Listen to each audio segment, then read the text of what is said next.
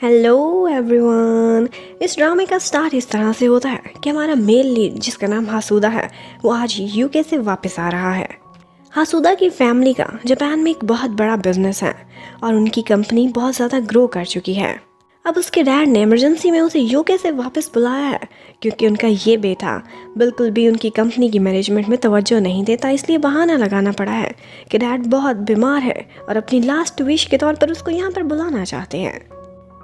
हासुदा काफ़ी अरसे से यूके में ही रहता था और वहाँ पर अपनी फर्म चलाने में ज़्यादा इंटरेस्टेड था, लेकिन अब जब वो वापस आ रहा था तो अपने सेक्रेटरी के थ्रू ऑफिस में ये अनाउंसमेंट करा देता है कि हासुदा इज़ बैक। और ये पता चलते ही सारे ऑफिस के एम्प्लॉयज़ की दौड़ें लग जाती हैं क्योंकि हासुदा काफ़ी परफेक्शनिस्ट था और 10 बजे की आज की मीटिंग की तैयारी हर कोई करने लगता है। उसके बाद दिखाते हैं हमें हमारी फीमेल लीड को जिसका नाम मियू है।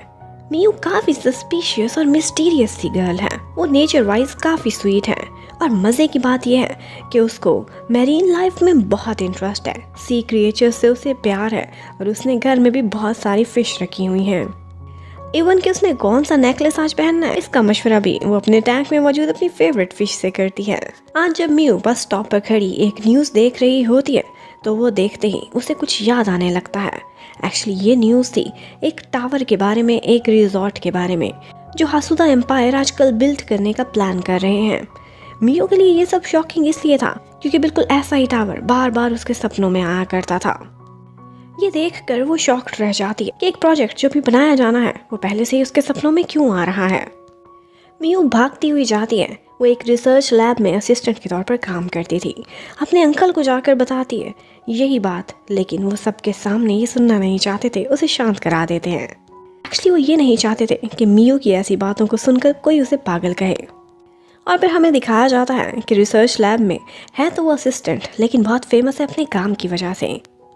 अक्सर बहुत छोटे छोटे सी क्रिएचर्स जिनकी बाकी लोगों को समझ नहीं आ रही होती, मियू बहुत अच्छे से डिस्टिंग्विश कर देती है कि कौन सा मेल है और कौन सी फीमेल। आज रिसर्च लैब में उसको एक टास्क मिलता है और वो ये था कि उन्होंने आज एक रियलिटी शो में जाना है। अपनी मैरीन रिसर्च लैब को उसने रिप्रेजेंट करना था और वो शो था हासुदा टावर के बारे में। हासुदा की कंपनी जो रिजॉर्ट प्रोजेक्ट शुरू करने वाली थी उसी की डिटेल से रिलेटेड। वैसे तो मियू शाय टाइप की थी, कैमरे पर आना पसंद नहीं करती थी, लेकिन जब वो सुनती है कि ये हासुदा टावर से रिलेटेड है तो सोचती है, फैसला करती है मैं इसमें ज़रूर जाऊंगी। जबकि उधर हासुदा अब अपने ऑफिस में पहुंच चुका होता है।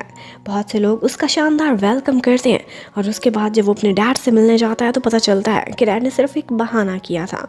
वो बिल्कुल हट्टे कट्टे और फ्रेश बैठे हुए हैं। डैड कहते हैं कि अगर मैं ये झूठ ना बोलता तो तुम यूके से वापस कभी ना आते। और इसी मीटिंग में हमें हासुदा का बड़ा भाई भी दिखाई देता है जिसका नाम कंतारो है। हासुदा की अपने बड़े भाई से बिल्कुल भी नहीं बनती थी। हासुदा 3 सिबलिंग्स थे और उनके डैड अपनी बड़ी सी कंपनी का काम उन तीनों में बांट देते हैं। और हासुदा के हिस्से में आता है हासुदा ट्रस्ट का एक बहुत बड़ा प्रोजेक्ट जिसमें वो एक रिजॉर्ट और मैरीन ऑब्जर्वेशन टावर बनाने वाले थे। बाकी के दोनों भाई तो काफ़ी समझदार नजर आते हैं, लेकिन उनका सबसे छोटा भाई जिसका नाम है तारियो था वो बहुत चाइल्डिश टाइप का है। फिर हमें हासुदा को दिखाते हैं वो आज एक मीटिंग अरेंज करता है और उसने कैसे उस प्रोजेक्ट को टेक ओवर करना है इस पर सारी प्लानिंग बनाता है। वो अपने काम में बहुत स्ट्रिक्ट और सारे ऑफिस को भी अपनी तरह तेज तेज काम करने का ऑर्डर कर देता है। फिर हमें मियो को दिखाते हैं। एक्चुअली उसका एक मिशन था और वो ये था कि वो जहाँ पर भी प्लास्टिक को डिस्पोज हुए देखती थी तो वो उसे पानी में गिरने से बचाने के लिए कलेक्ट करने लगती है, क्योंकि यही प्लास्टिक मैरीन लाइफ के लिए बहुत डेंजरस होता है, लाइफ थ्रेटनिंग। उसके बाद मियो जब उस स्टूडियो में पहुंचती है तो वहीं पर उसकी मुलाकात एक लड़के इनिशी से होती है। इनिशी से एक दफ़ा पहले भी मिला था और उसने एक वीडियो बनाई थी मियो की जिसमें वो एक क्रैब से बातें कर रही थी और उसने एक सी क्रिएचर की जान भी बचाई थी। उसे दिखाता है कि यही वीडियो ओवर 1 मिलियन व्यूज़ ले गई है और लोग मुझे बार बार कहते हैं कि फिर से उसी लड़की की कोई वीडियो अपलोड करो, लेकिन मियो वो काफ़ी शर्मीली थी, उसे इनकार कर देती है। और उसके बाद वो शो स्टार्ट हो जाता है जिसमें मियो ने भी अपनी अपीयरेंस करनी थी। हासुदा भी वहाँ पर पहुँचा हुआ था क्योंकि वो उस शो का स्पॉन्सर था और उस शो में उन्हीं के इस प्रोजेक्ट की प्रमोशन चल रही थी। हर कोई उस शो में इस प्रोजेक्ट की बहुत सारी तारीफ़ें कर रहा होता है। मियो काफ़ी परेशान हो गई थी क्योंकि उसको फिक्र थी कि इस प्रोजेक्ट के बाद वहाँ की मेरीन लाइफ बहुत डेंजर में पड़ जाएगी। जब मियो की बात करने की बारी आती है तो उनको एक कहानी सुनाती है और उसमें कहती है कि एक दफ़ा मैं गुजर रही थी तो एक अंकल ने मुझे आवाज़ दी और मैंने देखा तो वो तड़प रहे थे। उनके मुंह में बहुत सारा प्लास्टिक फंसा हुआ था। मैंने एक एक करके वो प्लास्टिक बैग निकाले और उनकी जान बची। हर कोई हंसने लगा था कि फ़नी स्टोरी है, लेकिन वो कहती है कि वो अंकल सी टर्टल थे। मियू ने जो बात बताई थी वो बहुत सीरियस थी, लेकिन लोग इसको मजाक के ढंग में लेने लगते हैं और इसकी ये वाली वीडियो भी शो से वायरल हो जाती है। अब शो में रिकॉर्डिंग ख़त्म होने के बाद मियू एक जगह पर हसूदा को खड़े हुए देखती है, जो फिश टैंक को देखकर बहुत खुश हो रहा था, बहुत प्यार से उसे देख रहा था। मियू को पहली ही नज़र में वो बहुत अच्छा लगा था और उसे लगा था कि ये भी मैरीन लाइफ से इतना ही प्यार करता है जितना कि मियू। लेकिन जैसे ही मियू को पता चलता है कि ये तो हसूदा कंपनी का सीईओ है, तो उसे काफ़ी गुस्सा आता है, उसे नफरत ही हो जाती है, जबकि हसूदा उसे सी टर्टल वुमन कहता हुआ वहाँ से निकल जाता है। अब शाम को जब मियू घर पर जाती है तो उसके अंकल उसे बुलाते हैं और कहते हैं कि पता है, हसूदा कंपनी से तुम्हारे लिए कॉल आई है, तुम्हें दोबारा से उन लोगों से मिलना होगा, क्योंकि वो चाहते हैं कि तुम इस प्रोजेक्ट में उनकी इन्वायरमेंटल कंसल्टेशन में हेल्प करो। अब नेक्स्ट डे मियू हसूदा की कंपनी में जाती है और एक्चुअली उसको बुलाया था हसूदा के बड़े भाई ने। कुदारियों से वहाँ पर बुलाकर एक जॉब की ऑफर करता है। वो कहता है कि हमें इन्वायरमेंटल कंसल्टेंट की ज़रूरत है और हम तुम्हारे नॉलेज से फ़ायदा उठाना चाहते हैं। इतने में हसूदा भी उस रूम में आ जाता है और जब वो लोग वहाँ से निकलते हैं तो हसूदा मियू को वार्न करता है, ये जॉब तुम ना लेना, क्योंकि मैं तुम्हारी बार बार शक्ल नहीं देखना चाहता। मियू भी उसे चिढ़कर कहती है, मैं ये जॉब एक्सेप्ट कर चुकी हूँ।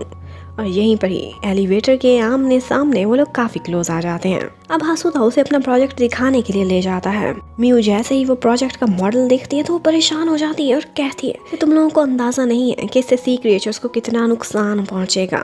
ये सुनकर हसूदा उसे वार्न कर देता है कि मैं ये प्रोजेक्ट पूरा करूंगा और तुम्हारे लिए बेहतर है कि तुम इस रास्ते की रुकावट ना बनो। अब मियू अपने फ्रेंड से यही मशवरा कर रही थी कि उस कंपनी को तो मैंने ज्वाइन कर लिया है ऑफिशियली, लेकिन अंदर जाकर उनको ये प्रोजेक्ट करने से कैसे रोकूं, कोई तो मुझे प्लान बनाना पड़ेगा। और उसी टाइम पर हमें हसूदा को दिखाते हैं। वो अपनी बचपन की एक पेंटिंग निकाल कर बैठा हुआ था और उस पेंटिंग पर बहुत सारे सी क्रिएचर्स बने हुए थे और वो देखते ही वो याद करने लगता है कि जैसे वो लड़की मियू सी क्रिएचर्स के बारे में बातें कर रही थी, एक्चुअली उसे भी उनसे काफ़ी लगाव था। अब नेक्स्ट ही डे मियू ऑफिस में जाती है और उन लोगों को समझाने लगती है कि स्पेशली इस प्रोजेक्ट का सबसे इम्पॉर्टेंट हिस्सा जो ये सी ऑब्जर्वेशन टावर है, इसकी वजह से उन क्रिएचर्स को कौन कौन सी डिफ़िकल्टीज आ सकती हैं। लेकिन यहाँ पर दोबारा से बहस करते हुए हसूदा और उसकी लड़ाई हो जाती है। आज मियू बहुत अपसेट हो गई थी। वो हसूदा के पीछे पीछे जाती है और उससे कहती है कि मैंने जब तुम्हें पहली दफ़ा देखा था तो मुझे लगा था कि तुम इस तरह के इंसान नहीं हो। लेकिन हसूदा उससे कहता है कि तुम मेरे बारे में कुछ भी नहीं जानती, इसलिए बेटर है कि चुप रहो। ये कहता हुआ वो चला जाता है। लेकिन उसे जाते जाते रोक कर मियू ने कहा था कि मिस्टर हसूदा, क्या एक दफ़ा भी जाकर उस बीच को आपने देखा है? उसकी नेचुरल सुंदरता के बारे में जो बातें मियू ने कही थी वो कहीं ना कहीं हसूदा के माइंड में जाकर बैठ गई थी। वो फैसला करता है कि एक दफ़ा तो जाकर देखना ही चाहिए। तो वो अगले ही दिन उसी ओशन पर जाकर स्कूबा डाइविंग करने लगता है, जबकि वहीं पर ही मियू भी फिर रही थी और वही प्लास्टिक की बॉटल्स इकट्ठी कर रही थी, जिसकी वजह से ओशन में पोल्यूशन हो जाती थी। यहाँ पर स्कूबा डाइविंग करते करते जब वो नेचर को ऑब्जर्व कर रहा होता है, हसूदा का वाटर टैंक एक पत्थर में अटक जाता है। वो छुड़ाने की बहुत कोशिश करता है, लेकिन यहीं पर ही उसकी ऑक्सीजन सप्लाई कट गई थी। मियू भी उसी बीच पर उस वक्त एक क्रैब के साथ बैठी कुछ बातें कर रही होती है। इतने में जैसे ही हसूदा बेहोश होने लगता है, कोई आता है जो उसे बचा लेता है और वो कोई और नहीं बल्कि मियू थी। जब वो उसे बाहर निकाल कर लाती है तो वो बेहोश पड़ा था।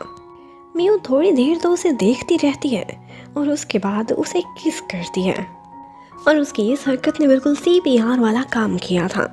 फ़ौरन से हसूदा की आंख खुलती है और वो उसे देखकर वहाँ पर इतना हैरान हुआ था कि जैसे उसे 440 वोल्ट का झटका लगा हो। लेकिन सबसे मज़े की बात यह है कि उनका ये वाला सीन एनिशी ने कैप्चर कर लिया था।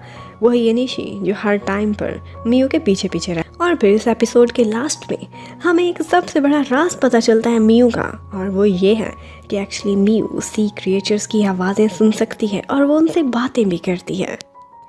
और वो उन सारों से मिलकर मशवरा कर रही थी और यही प्लान कर रही थी कि कैसे वो हसूदा टावर के प्लान को नाकाम बनाएगी।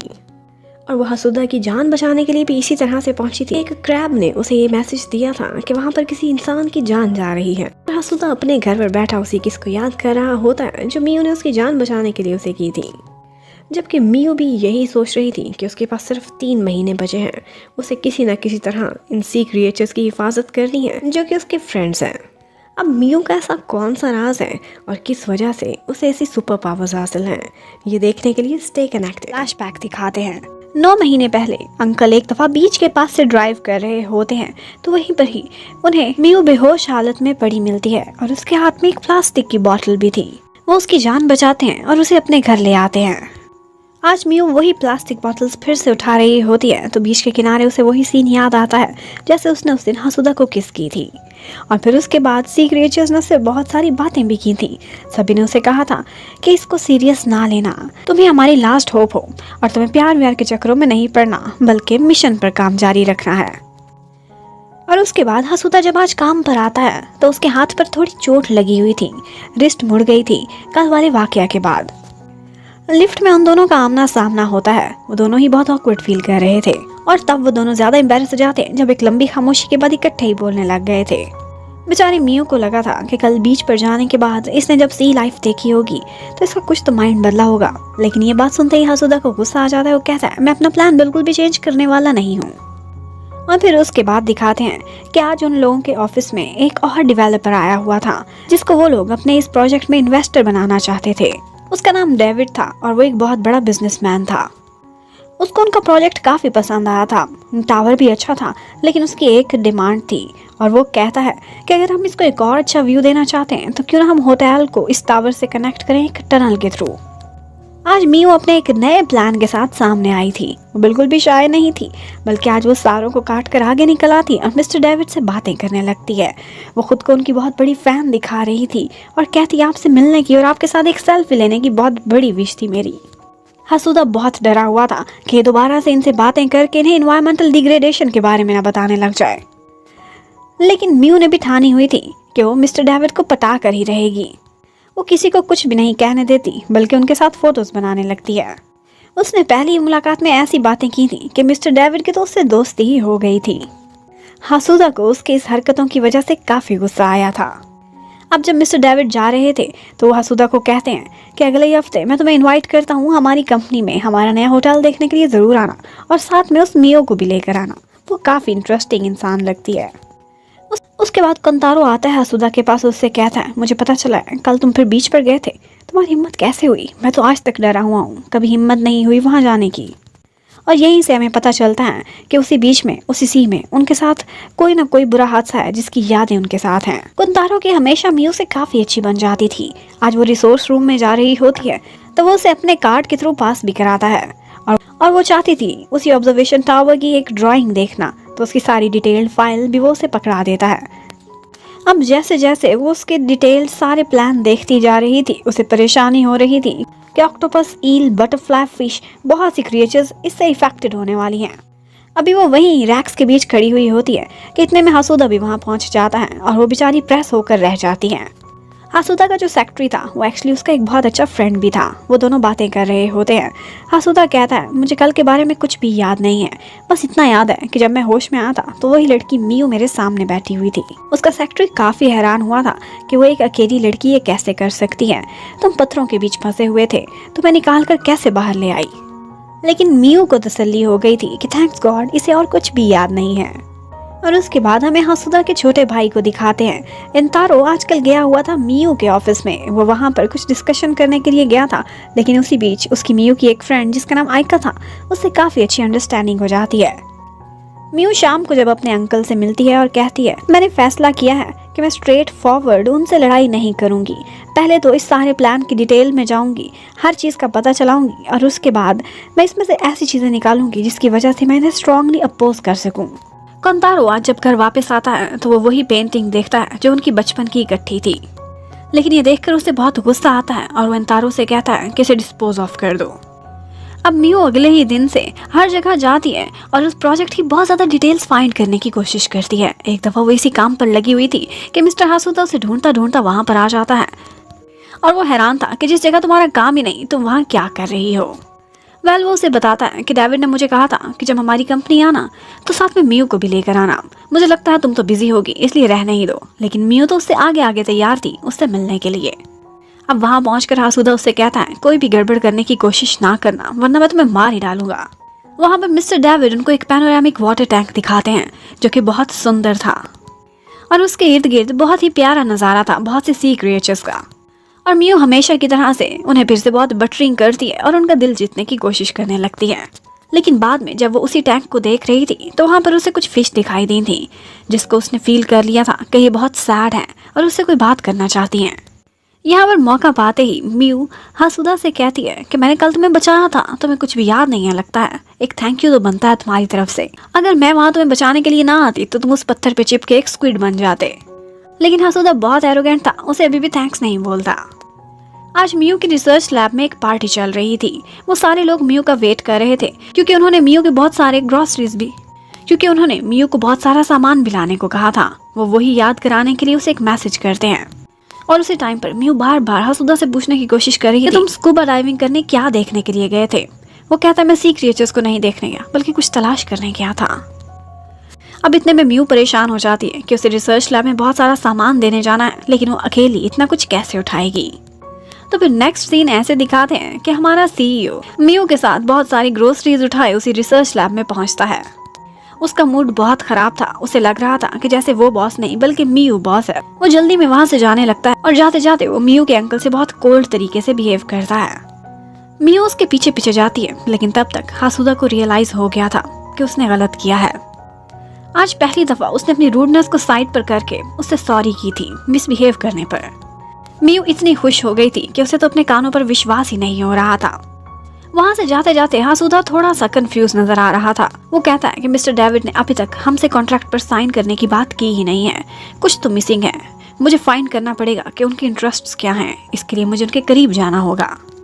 और फिर अगले ही दिन दिखाते हैं कि हासुदा मिस्टर डेविड के साथ फिशिंग करने पहुंचा हुआ होता है। वो उनसे एक फ्रेंडली टॉक करना चाहता था ताकि उनके इंटरेस्ट्स जान सके। जबकि उसी टाइम पर कोंतारो आज मियो को अपने साथ लंच पर लेकर जाता है और उससे पूछता है कि इस प्रोजेक्ट की क्या प्रोग्रेस जा रही है और कल की मुलाकात में मिस्टर डेविड ने तुम लोगों को कैसा रिस्पांस दिया। एक्चुअली उनकी हासुदा से बनती नहीं थी, तो इसीलिए वो मियो से अंदर की इन्फॉर्मेशन निकलवाना चाहते थे कि कल की मीटिंग में क्या बना। यहाँ पर मिस्टर डेविड से हासुदा पूछता है कि रिजॉर्ट्स के बिजनेस में आपको क्या इंटरेस्ट है। वो बताते हैं कि बचपन में हम बहुत गरीब हुआ करते थे, हमने सिर्फ एक ही छुट्टियां मनाई थी और वो थी एक रिजॉर्ट पर हम पूरी फैमिली गए थे। लेकिन उस वेकेशन के फौरन बाद हमारे मम्मी डैडी ने डिवोर्स ले ली और उसके बाद हम सारे बहन भाई बिखर के रह गए। तभी मैंने फैसला किया था कि मैं खुद रिक्रिएशन का सामान पैदा करूंगा, रिजॉर्ट्स बनाया करूंगा। वो हासुदा से भी पूछता है कि ये बीच, ये ओशन तुम्हारे लिए क्या इंपॉर्टेंस रखता है। लेकिन इससे पहले कि हासुदा कोई भी जवाब देता, उनसे एक फिश पकड़ी जाने लगती है। लेकिन यहीं पर ही उसने एक बात नोटिस की थी, डेविड ने बहुत मजे से पानी में एक प्लास्टिक बॉटल उछाल दी थी, यानी कि उसे सी क्रिएचर्स या फिश से कोई भी लगाव नहीं है, वरना वो ऐसी हरकत ना करता। अब अगले दिन हासुदा को उसके डैड अपने साथ एक जगह डिनर पर लेकर जाते हैं। बहुत सी ऑफिस की बातें करने के बाद उसे एक लेटर दिखाते हैं। एक्चुअली डेविड रिजाइन करने वाला था, वो अपनी रिटायरमेंट लेने वाला था। उसकी फेयरवेल पार्टी हो जाए उससे पहले वो उसे असाइन करते हैं कि तुमने उसे कॉन्ट्रैक्ट साइन कराना है। मियो एक बहुत कीन ऑब्जर्वर थी, उसने बहुत डीपली मिस्टर डेविड को ऑब्जर्व किया था और उस दिन उन्हीं के ही टैंक में उसने एक फिश को भी सैड देखा था। इसके अलावा उसकी रिसर्च ने यही बताया था कि मिस्टर डेविड कोई अच्छे इंसान नहीं है, बल्कि वो हासुदा को गलत समझती थी। नहीं, मिस्टर डेविड ज्यादा बुरे इंसान है, क्योंकि ना तो उनको सी से या ओशन से कोई भी लगाव है, सिर्फ पैसा बनाने से है, और एनवायरनमेंट इसकी तो वो जरा भी परवाह नहीं करते। अब नेक्स्ट डे हासुदा ने एक पार्टी पर जाना था और ये पार्टी अरेंज की गई थी मिस्टर डेविड की तरफ से। आज बहुत क्रूशियल डे था, आज ही के दिन में उन्होंने कॉन्ट्रैक्ट के लिए उनको मनाना था।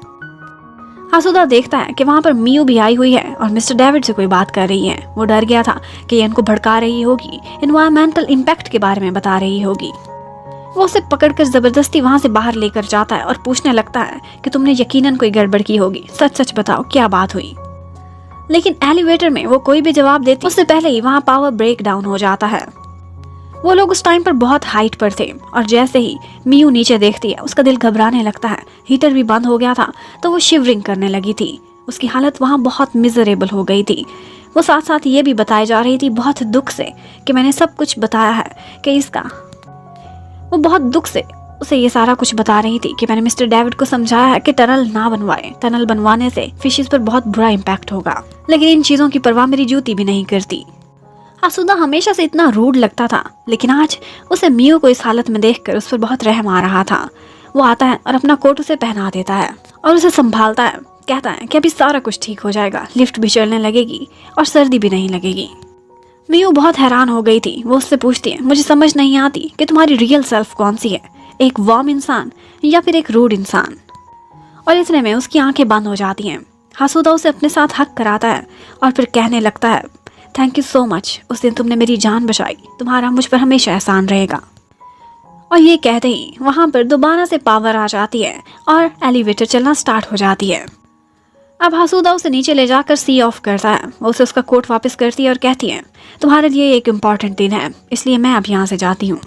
अब हासुदा ऊपर आकर मिस्टर डेविड से कहता है, उस दिन मुझसे पूछा था ना कि ये समुद्र मेरे लिए क्या मायने रखता है, तो मैं आज बताना चाहता हूँ कि इससे मेरी ऐसी यादें जुड़ी हुई हैं कि मैं हमेशा इसके साथ जुड़े रहना चाहता हूँ। लेकिन मिस्टर डेविड आगे से कहते हैं, ये सारी बातें सुनने में बहुत अच्छी लगती हैं, लेकिन मैं बताऊं, टूरिज्म रिसोर्स में बहुत पैसा है और मुझे जो चीज़ फैसिनेट करती है वो सिर्फ और सिर्फ पैसा है। मैं सारा कुछ उसी के लिए कर रहा हूँ। और इतने में कोंतारो आकर उसको बताता है कि मिस्टर डेविड ने हमारे साथ कॉन्ट्रैक्ट साइन कर लिया है और करा इस शर्त पर है कि वो टावर के साथ साथ एक टनल भी बनाएंगे। हासुदा आज बहुत ज़्यादा डिसअपॉइंट हो गया था। वो कभी भी चीज़ें इस तरह से, इस ढंग से नहीं चाहता था। मियू की तरह उसका माइंड भी चेंज होने लगा था, इसलिए आज उसे खुशी की बजाय बहुत अफसोस होने लगता है।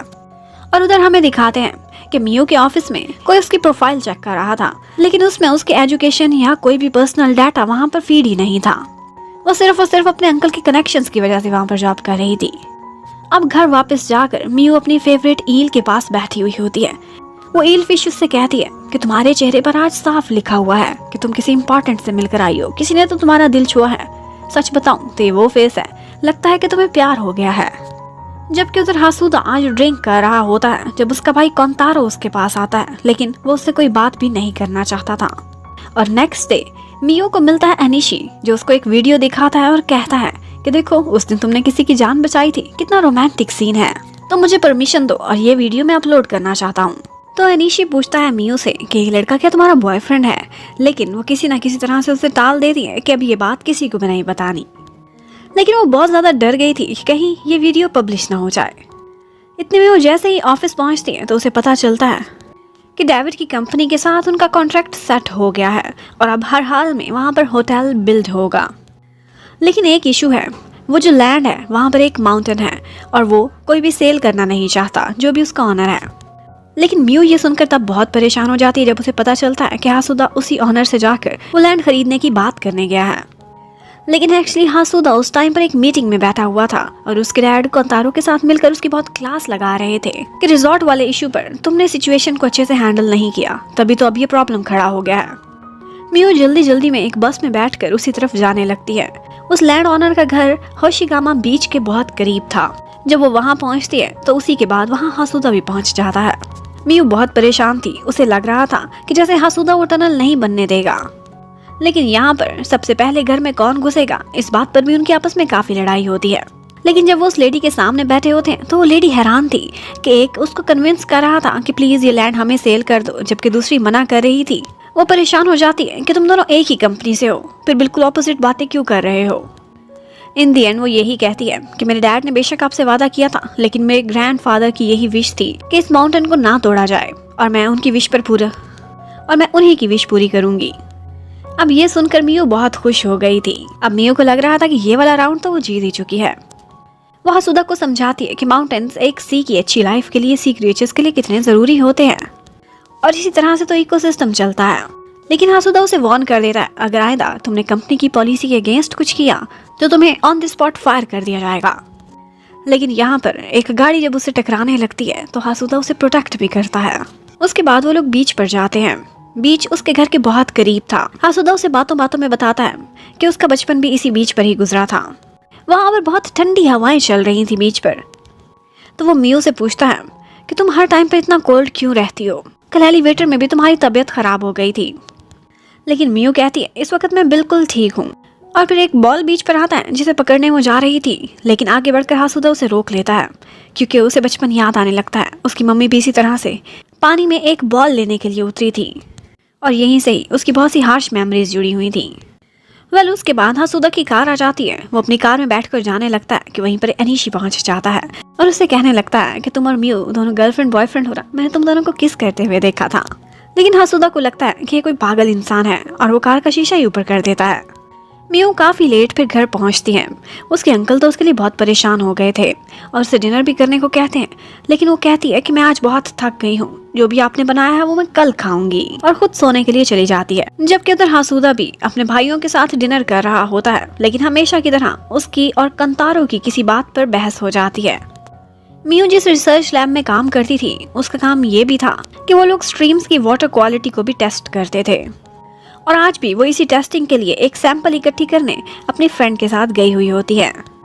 और उसी समय ऑफिस में दिखाते हैं कि हासुदा को उसका बड़ा भाई फिर से डांट रहा होता है कि तुम ये प्रोजेक्ट करने में बहुत स्लो हो, हमें एनवायरनमेंट की कोई परवाह नहीं होनी चाहिए, अगर कोई चीज मैटर करती है तो वो सिर्फ और सिर्फ पैसा है, अगर उस लड़की की बातें तुम्हारे दिमाग पर ज्यादा ही सवार हो रही हैं तो तुम एक लूजर हो, अगर उससे इन्फ्लुएंस हुए तो उसे कंपनी से भी निकाल देंगे। अब थोड़ी देर बाद सेक्रेटरी आता है हासुदा के पास और उससे कहने लगता है कि मुझे लगता है तुम जानबूझकर इस प्रोजेक्ट पर स्लो हो रहे हो, अगर तुम दिल से करना चाहते तो अब तक तुम कब के कर चुके होते, मैं तुम्हारा पुराना फ्रेंड हूँ, तुम्हें देख कर ही जान जाता हूँ कि तुम्हें मियू की बातें असर करना स्टार्ट हो गई हैं। आज मियू के ऑफिस में कुछ लोग शूट करने के लिए आते हैं और मियू तो हमेशा से ही वीडियोस में वायरल हो जाया करती थी। आज भी वो बहुत अच्छी सी स्टोरी उसी शूट में सुनाती है और वो होती है कुछ फिश के बारे में। अब जब शूटिंग वाले चले जाते हैं तो वहीं पर ही एक स्टाफ मेंबर जब डाटा चेक कर रहा होता है तो वो मियू से पूछता है कि तुमने पहले कहाँ कहाँ काम किया हुआ है। अब मियू उसे फौरन से बता देती है कि मैंने किस यूनिवर्सिटी में, किस रिसर्च लैब में और किस प्रोफेसर के साथ काम किया है। एक्चुअली ये सारा डाटा उसे उसके अंकल ने बताया था, जो उसने रटाया उनको सुना दिया। जबकि उधर लैंड ऑनर उसको एक इशू आ गया था, उसे पता चला था कि उसके डैड पर बहुत सारा कर्जा है और वो कर्जा वो कैसे उतारेगी जब तक वो माउंटेन सेल नहीं कर देती। उसके अंकल आकर एक डेवलपर का उसे पता देते हैं, कहते हैं कि अच्छे ऑफर दे सकते हैं। उधर मियू देखती है कि उसके ऑफिस में एक छोटा सा टर्टल होता है जो एक्वेरियम में था, लेकिन आज वो थोड़ा बीमार नजर आ रहा था। मियू उसे बहुत पूछती है, वो उसे बताता है कि उसी टैंक में एक चीज है जो उसे बहुत बॉदर कर रही है। मियू वही रिमूव कर रही थी कि इतने ऑफिस में कोई उसे बुला लेता है, ऊपर से फिर हासुदा भी आ गया था। लेकिन वो हासुदा से बात करती करती जब वापस पहुंचती है तो देखती है कि वो टर्टल वहां से गायब हो चुका है। वो इतना छोटा सा था कि उसे ढूंढते ढूंढते वो लोग चेयर टेबल हर जगह नीचे देखने लगते हैं और हासुदा उसकी ऐसे ही हेल्प कर रहा था, लगता ही नहीं था कि वो इस ऑफिस का बॉस है। इतना ढूंढने के बाद जब वो मुड़ता है तो उसे कहीं मियू दिखाई नहीं देती। वो बहुत परेशान हो जाता है और उसे अपना बचपन याद आने लगता है। उसकी मम्मी भी इसी तरह से पानी में उतरी थी कुछ तलाश करने के लिए, लेकिन उसके बाद कभी भी नहीं लौटी थी। वेल इतने में वो इस तरह से डिस्ट्रैक्ट होता है कि अचानक से उसे वो टर्टल नजर आ जाता है। दूसरी तरफ हमें दिखाते हैं कि कोंतारो मियू के अंकल से चोरी चोरी मिल रहा था और वो उनको धमकाने और रिश्वत देने की बात कर रहा था। एक्चुअली वो चाहता था कि वो रिसर्च में वाटर क्वालिटी की रिपोर्ट्स को बदल दें और यही कहें कि पानी पर कोई भी इम्पैक्ट नहीं हुआ और ना ही सी लाइफ पर। जब वो नहीं मानते तो कोंतारो कहता है, ठीक है फिर मुझे ये बताओ कि मियू कौन है, कहाँ से आई है, कि मुझे मालूम पड़ा है कि तुम्हारी तो कोई भी नीस नहीं है। उधर ऑफिस में आज ओवर टाइम करते हुए सिर्फ हासुदा और मियू ही रह गए थे। मियू उससे कहती है कि तुम इतनी मेहनत क्यों करते हो, क्यों नहीं तुम रिलैक्स करते, आराम से बैठो, बीच का नज़ारा करो और खाना खाओ। लेकिन हासुदा कहता है मुझे मेहनत करना बहुत पसंद है, मैं खुद को बिजी रखना चाहता हूँ, वरना बहुत सी मेमोरीज हैं जो उसे परेशान कर देती हैं। यहाँ पर मियू उसे अपनी एक रिपोर्ट दिखाती है, उसमें उसने बहुत डिटेल से लिखा था कि माउंटेन्स का और सी लाइफ का कितना ताल्लुक है आपस में। वो ये सारी चीज़ें उसे बहुत अच्छे से समझाती है और बताती है कि अगर उस माउंटेन को वहाँ से रिमूव कर दिया जाए तो उसके बाद बीच के ऊपर भी असर पड़ेगा और साथ साथ ओशन पर भी। हासुदा कहता है मैं ये रिपोर्ट डिटेल से पढ़ूंगा, अगर मुझे सही लगी तो फिर मैं उसी के अकॉर्डिंग फैसला करूँ। मियू अब थोड़ी रिलैक्स हो गई थी और उसके बाद वो अपने अंकल के साथ वहाँ से चली जाती है। लेकिन अब नेक्स्ट डे जैसे ही वो ऑफिस में आती है उसे पता चलता है कि लैंड उनको सेल कर दी गई है और अब ये प्रोजेक्ट स्टार्ट हो सकता है, वहाँ पर टनल बनेगी और ज़रूर बनेगी। मियू फौरन से जाती है उस लैंड ऑनर के घर, लेकिन वो देखती है कि उसी टाइम पर हासुदा उस घर से निकल चुका है। वो जाकर उनसे बात करने की कोशिश करती है, लेकिन वो उसे सॉरी कर देते हैं और कहते हैं कि हम बहुत मजबूर थे, इसीलिए हमें वो लैंड सेल करनी पड़ी।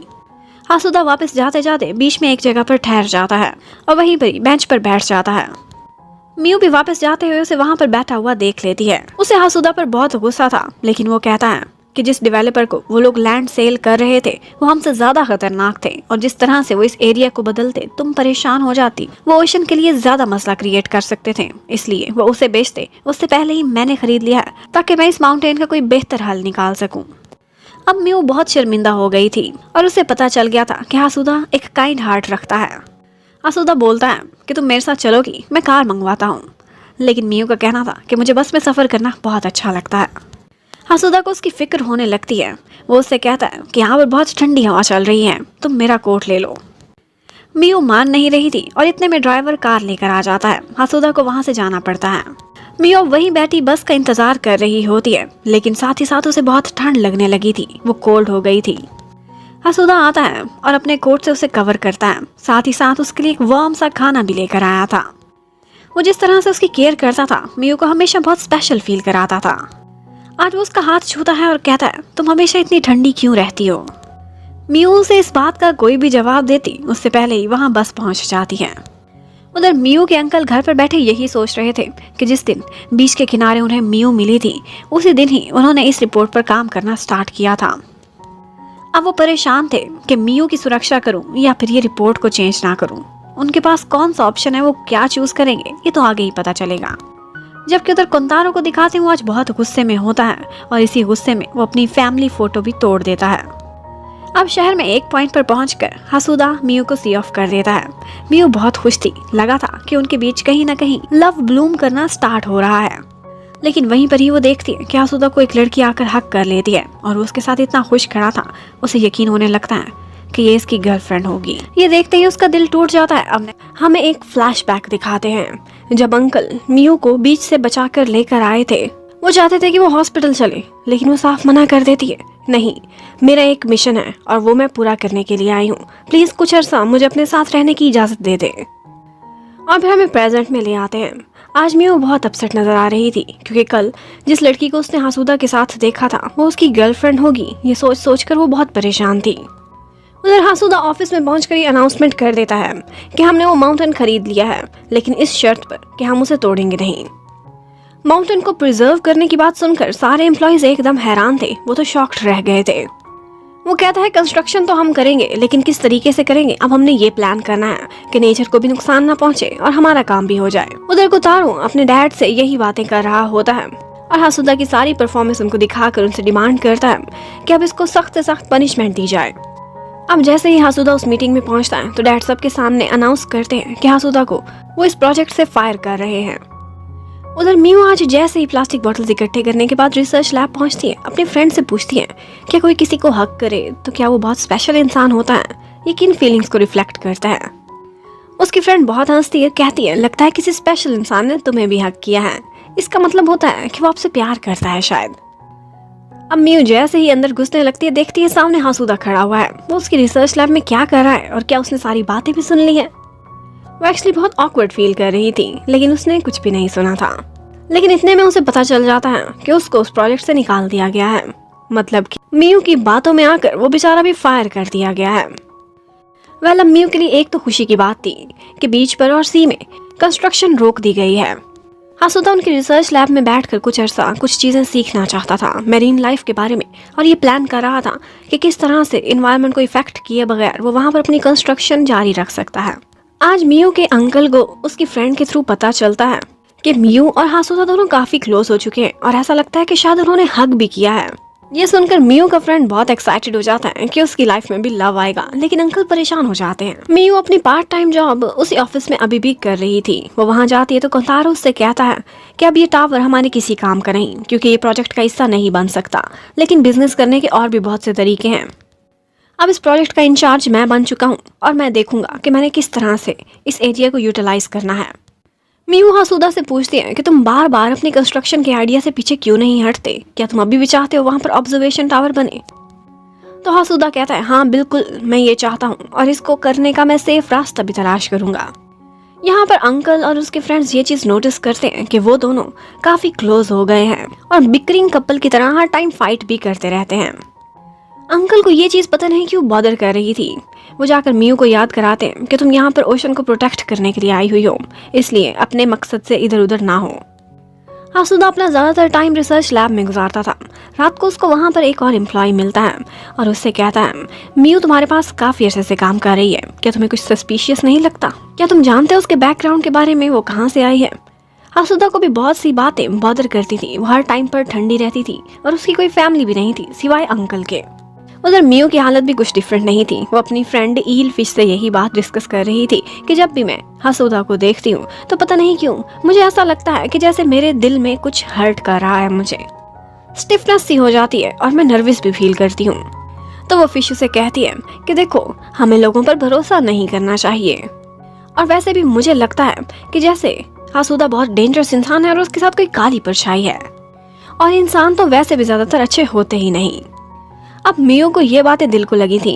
वो आज हासुदा का पीछा करती है, देखती है कि वो क्या क्या हरकतें करता है। लेकिन हासुदा बहुत नाइस इंसान था। वो देखती है कि वो एनिमल से भी प्यार करता था, हर जगह लोगों की हेल्प करता था। वो सोचने लगती है कि अब तो इसे कोई देख भी नहीं रहा, फिर भी ये इतना काइंड है, ये काइंडनेस झूठ नहीं हो सकती। अब वो सारा दिन उसका पीछा करती रहती है, लेकिन फिर देखती है तो वो दोबारा से आज अपनी गर्लफ्रेंड से मिल रहा था। और तो और वो तब शॉक रह गई थी जब आज साथ में एक बच्चा भी था। मतलब कि हासुदा एक मैरिड मैन है और उसकी एक फैमिली भी है। ये देखकर फिर से उसके हार्ट में पेन होने लगती है और वो वहां से चली जाती है। उधर इतारो ने आज एक प्लान बनाया था। वो सोचता है कि मैं तो आयका को डेट पर लेकर जा रहा हूँ, क्यों ना अपने भाई के लिए भी कोई ना कोई मूवमेंट करूँ, क्योंकि वो खुद तो बहुत शाय है। वो सोचता है अपने साथ साथ हासुदा और मियू को भी उसी डेट पर बुलाते हैं, इस तरह से एक बड़े मजे की डबल डेट बन जाएगी। उधर आयका मियू को कॉल करती है और कहती है, छुट्टी वाले दिन हमारा बारबेक्यू का प्लान है, तुम भी जरूर आना। और उसके बाद हम पर वो सीक्रेट खुल जाता है। एक्चुअली वो बच्चा कोंतारो का बेटा था। हासुदा उस बच्चे का चाचू लगता था। और इसके साथ साथ हमें ये भी पता चलता है कि वो लड़की जिसे मियू उसकी गर्लफ्रेंड समझती थी, वो एक्चुअली उसकी सिस्टर इन लॉ थी। कोतारो की तो डिवोर्स हो चुकी थी, लेकिन अभी भी हासुदा अपनी सिस्टर इन लॉ और अपने नेफ्यू से मिलता रहता था। अंकल आज रात को लेट घर आते हैं और मियू को एक खुशखबरी भी देते हैं। कहते हैं, तुमने एक रिसर्च पेपर मुझे बना कर दिया था, वो एक्सेप्ट हो चुका है और उसे इंटरनेशनल जर्नल में पब्लिश किया जाना है, इसीलिए आज हम सेलिब्रेट करेंगे। लेकिन मियू ने कभी भी वाइन नहीं पी थी, तो अंकल कहते हैं, मैं तुम्हारी सारी फेवरेट चीज़ें लेकर आया हूँ। और बहुत अजीब सी चीज़ें थी जो उसकी फेवरेट थी। उसमें बहुत सारा हिमालयन सॉल्ट था और कुछ अजीब अजीब सी हर्ब्स भी। हासुदा आज मियू के बारे में बहुत सोचता है। उसको उसकी चीज़ें काफ़ी सस्पिशियस लग रही थी। तो अब नेक्स्ट डे वो ऐसा करता है कि अनिशी के पास जाता है और उससे कहता है, मुझे वही वीडियो दिखाओ जिसका तुमने जिक्र किया था कि जिसमें मैंने और मियू ने किस की है। वो उसे वही वीडियो दिखा देता है। अब वही वीडियो देखने के बाद वो पहुंचता है उस बारबेक्यू पार्टी में, जिसमें एक्चुअली और कोई भी नहीं था, सिर्फ एक डबल डेट थी। मियू देखती है तो सैड हो जाती है, क्योंकि हासुदा अपनी गर्लफ्रेंड को भी साथ लेकर आया था। वो लड़की इतारो के लिए कुछ गिफ्ट्स लेकर आई थी, जो उसे देने के बाद वो वहां से चली जाती है। लेकिन जब इतारो और आयका के थ्रू उनको पता चलता है कि वो दोनों ट्रैप हुए हैं एक डबल डेट में, तो ये सुनकर तो मियू का मूड बहुत खराब हो जाता है और वो लड़ने लगती है। कहती है, मैं और इसके साथ फिरूंगी, मैं ऐसी वैसी लड़की नहीं जो किसी और का हस्बैंड छीनूं। तुम्हारी अपनी लाइफ है, अपनी वाइफ और अपने बच्चे के बारे में सोचो। अब हासुदा सोचता है, शादी तो मेरी हुई नहीं, पता नहीं बच्चा कहाँ से आ गया। इतारो ने भी ये सारा कुछ सुन लिया था। वो जाते जाते मियू को आवाज देता है और कंफ्यूजन खत्म करता है और बताता है कि एक्चुअली वो कोतारो का बेटा है और वो तो हमारी भाभी लगती है। अब ये सुनकर मियू को काफी एम्बैरेसमेंट होती है और वो वापस आ जाती है। उसने आज तक कभी वाइन नहीं पी थी, लेकिन जूस में थोड़ी सी वाइन मिक्स करके उसे साल्टी सा करके इतारो उसको बना कर देता है। वो पीते ही वो सो जाती है, बिल्कुल टुन हो गई थी। और जब तक वो सोकर उठती है, सारी पार्टी वगैरह खत्म हो गई थी। वहाँ पर हासुदा बैठा कॉफी बना रहा था। यहाँ पर वो बातें करते हैं तो हासुदा उसे बताता है कि एक्चुअली मैंने किसी स्पेशल इंसान से वादा किया है कि मैं उसके लिए सी में एक ऑब्जर्वेशन टावर बनाऊंगा, इसीलिए मैं वो प्रोजेक्ट कंटिन्यू करना चाहता हूँ। ये वादा उसका अपने मम्मी के साथ था। अब अपना एक राज बताने के बाद हासुदा उससे पूछता है, तुम्हारे हाथ हर वक्त ठंडे क्यों रहते हैं और तुम अपने पास्ट के बारे में कुछ क्यों नहीं बताती? यहाँ से पहले तुम कहाँ थी? वो झूठ बोलती है, कहती है मैं पहले वियतनाम हुआ करती थी। वहाँ की एक यूनिवर्सिटी का नाम बताकर कहती वो बीच के बहुत क्लोज थी, वहाँ से हम बीच देखते थे, वहीं से मुझे बीच से प्यार हो गया। हासुदा उसे जाते जाते रोकता है और कहता है, फिर वो किस वाली बात, वो मुझे एक्सप्लेन करोगी कि तुमने ऐसा क्यों किया? लेकिन मियू बुरी फंसी थी। वो किसी बात का कोई जवाब उसे क्या देती उसे खुद समझ नहीं आ रही थी। हासुदा उसे रोकता है और खुद उसे किस कर लेता है और फिर कहने लगता है, मैं चाहता हूँ कि तुम मुझे सच बताओ, सारा सच।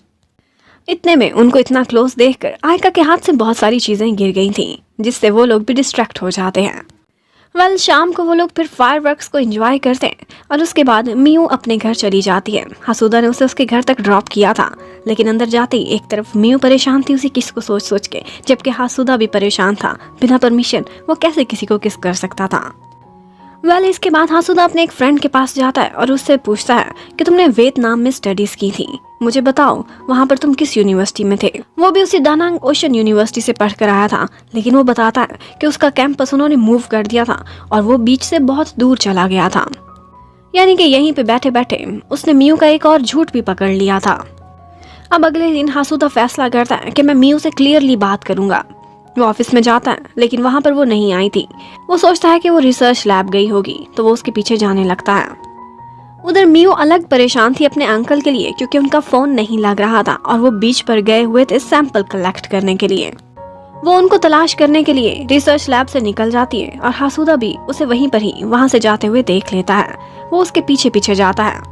यहाँ पर मियू एक बच्चे के साथ एक छोटा सा हादसा होते देखती है, तो उसे बचाते बचाते वो खुद जमीन पर गिर जाती है। एक पत्थर से उसका सर टकराया था, जिसके बाद वो बेहोश हो गई थी।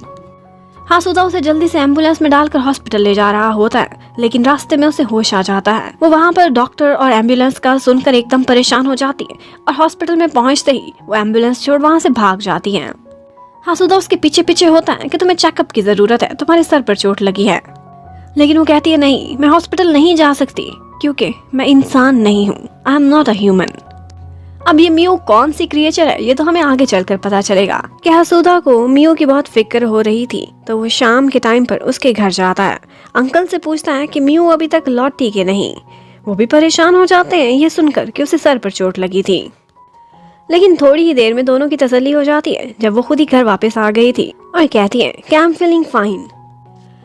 लेकिन वो सोने का बहाना करके चली जाती और हसूदा को मिलती भी नहीं। उसके बाद वो बहुत परेशान हो गई थी। सोचती है कि मैंने आज इसे क्यों बता दिया अपना ये सीक्रेट कि मैं इंसान नहीं हूँ। उसके बाद अगले ही दिन सुबह के टाइम पर मियू अंकल को बताती है मैंने अपना सारा प्लान रेडी किया हुआ है। पॉइंट नंबर 1 ये है कि मैं हसूदा कंपनी को ये समझाने की कोशिश करूंगी कि उनके इस कंस्ट्रक्शन के काम की वजह से एनवायरनमेंट पर क्या इफेक्ट होंगे पॉल्यूशन की शक्ल में। और दूसरा उसका टास्क ये था कि वो लोगों में अवेयरनेस बढ़ाई, स्पेशली बच्चों में, ताकि अगर वो यहाँ से चली भी जाए तो भी लोगों को समझ हो कि पोल्यूशन के खिलाफ कैसे लड़ना है। और अगर हसूदा ट्रस्ट उसकी बात नहीं मानते तो फिर लास्ट ऑप्शन ये है कि वो हसूदा की कंपनी को ही उड़ा के रख देगी। उसने ये सारी प्लानिंग इसलिए की थी क्योंकि उसके पास समय बहुत कम रह गया था, उसे अपनी दुनिया में वापस जाना था। उधर हसूदा को ऑफिस में आज उसके डैड दोबारा से बुलाते हैं और उससे कहने लगते हैं कि होशिगामा बीच के फ्यूचर को लेकर एक इवेंट हो रहा है और मैं चाहता हूँ कि इस इवेंट को तुम हैंडल करो।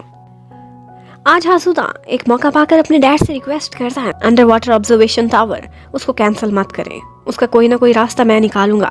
सस्टेनेबल डेवलपमेंट पर उसने काफी सारी रिसर्च की थी और वो रास्ता निकाल लेगा। उधर मियू की रिसर्च लैब भी उसी इवेंट में हिस्सा ले रही थी।